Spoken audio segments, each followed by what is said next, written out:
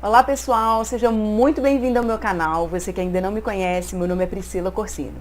E hoje eu quero tratar de um tema muito importante para nós seres humanos. Afinal de contas, como fomos criados? Qual é a nossa essência? Biblicamente falando, como Deus nos criou? Como foi a nossa formação? Vem comigo até o final desse vídeo e antes disso já vai deixando seu like, curta e compartilhe com amigos, familiares. Isso ajuda o nosso canal a crescer. Além de tudo, pode ajudar pessoas que estiverem nos assistindo a lidar com algumas situações que a gente vai falar no vídeo de hoje. Então vamos lá? Bom, então vamos entender a primeira coisa.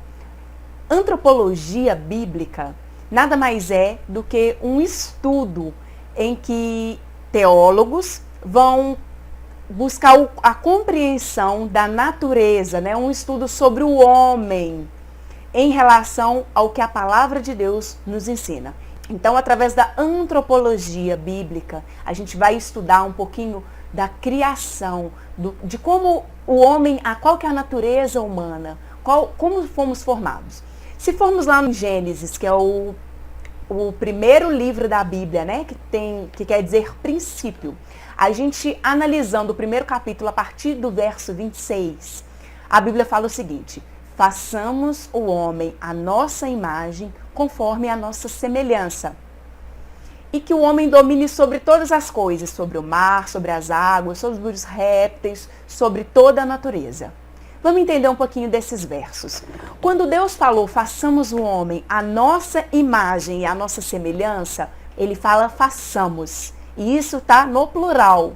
Então, logo, a gente pode compreender que façamos significa que Deus não estava sozinho. E realmente Deus não estava.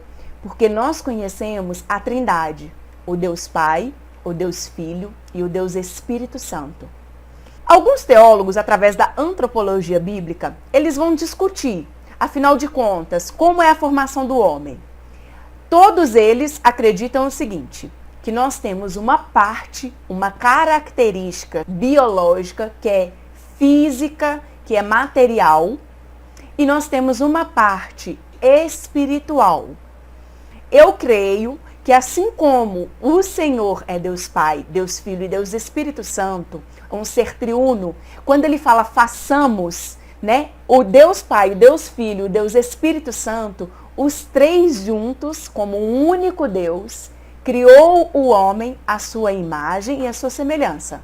E Deus soprou, lá no capítulo 2, quando ele fala da formação do homem, ele fala assim, ó, e soprou Deus nas narinas do homem, e o corpo se fez alma vivente. Mas o que Deus soprou nesse corpo de barro para fazer com que esse corpo de barro se tornasse uma alma vivente? Deus soprou o Espírito.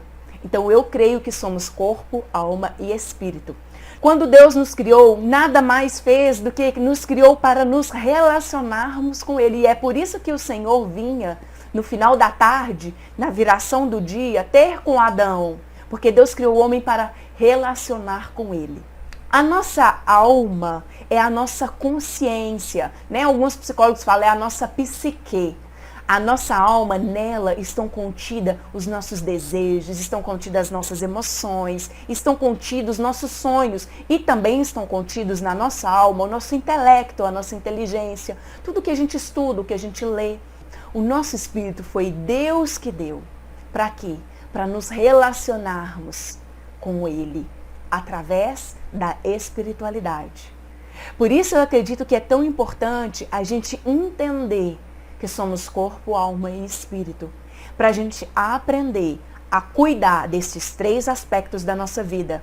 Quando a gente começa a abrir a nossa visão para ver melhor como Deus nos criou, a gente vai conseguir entender certos aspectos, dificuldades e também nós vamos poder começar a atuar, a investir nessas três áreas. Quando nós estamos conectados espiritualmente, através do Espírito que Deus colocou em nós, diretamente com o Pai, muitas vezes, mesmo em meio a situações tão tumultuadas, o que acontece? Nós conseguimos sim buscar uma paz, um equilíbrio entre a nossa alma, a nossa angústia, pelo aquilo que estamos vivendo no nosso corpo e o nosso espírito.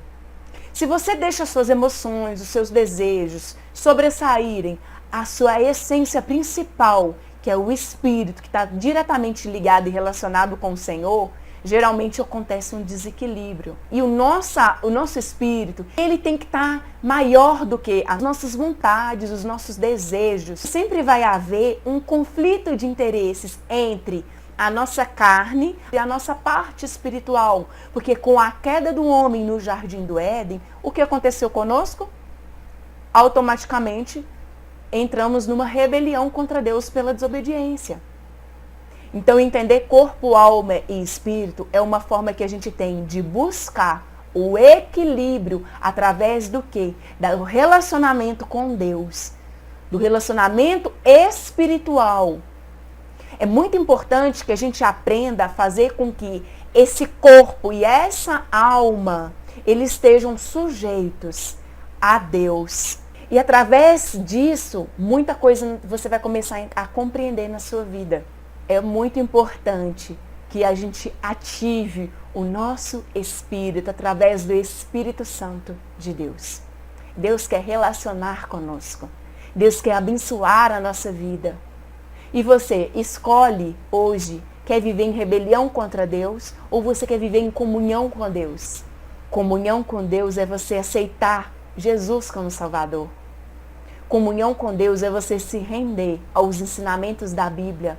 É você se render à vontade do Criador, à vontade do Pai, entendendo que Deus nos criou parte espiritual para termos um relacionamento com Ele. Um relacionamento profundo. E esse relacionamento vai fazer toda a diferença em nossas vidas. O Senhor quer se relacionar conosco. Mas para isso você tem que ir até a cruz. Porque lá no Jardim do Éden, nós perdemos essa conexão espiritual com o Senhor. Foi por isso que Deus mandou Jesus, para que essa conexão ela fosse reestabelecida. Mas isso não é automático. É necessário que você faça uma escolha. Vá até a cruz de Jesus, a salvação em Cristo Jesus. Eis que o Senhor coloca diante de nós duas portas. Uma porta que leva à vida e uma porta que leva à perdição. E aqui ele fala de vida eterna. Qual porta você escolhe? Mas lembre-se, isso não é automático. Tem que ir até a cruz para alcançar a vida eterna com o Senhor. E hoje, você escolhe se relacionar com o Senhor em comunhão ou você prefere continuar se relacionando em rebelião com o Senhor? Espero que vocês tenham gostado do vídeo. Se você tiver dúvida, quiser que a gente entre um pouquinho mais, deixe nos comentários. O seu comentário é muito importante pra gente. Eu espero que esse vídeo te ajude. Não esqueça de deixar o seu like e compartilhar com mais pessoas. Um grande abraço e fique com Deus.